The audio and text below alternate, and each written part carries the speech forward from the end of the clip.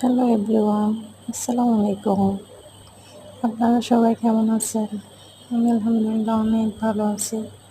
আজকে আপনাদের সাথে শেয়ার করব চিংড়ি মাছ বলা। তো এই আমি আসলে কাউকে রেসিপি শেখাচ্ছি না, আমি কীভাবে রান্না করি আমি ওইটাই দেখাই সবসময়।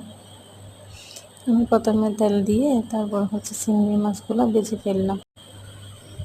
হাই এভরিওয়ান, আসসালামু আলাইকুম। সবাই কেমন আছেন? আমি আজকে আপনাদের সাথে শেয়ার করব চিংড়ি মাছ বোনা। এই স্বাভাবিক যেভাবে রান্না করি আসলে আমি সবসময় এগুলাই দেখাই।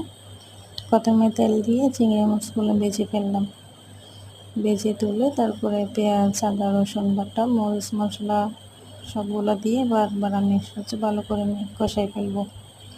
কষানো শেষ হলে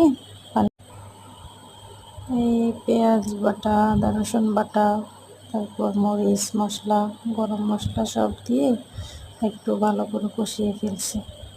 কষানো শেষ হলে তারপর একটু পানি দিব, কাঁচামরিচ দিব, টমেটো দিব, এগুলো দিয়ে আবার ভালো করে কষাই ফেলবো। কষানো শেষ হলে শেষের দিকে এই চিংড়ি মাছগুলো দিব। আপনারা তো দেখতেই পাচ্ছেন।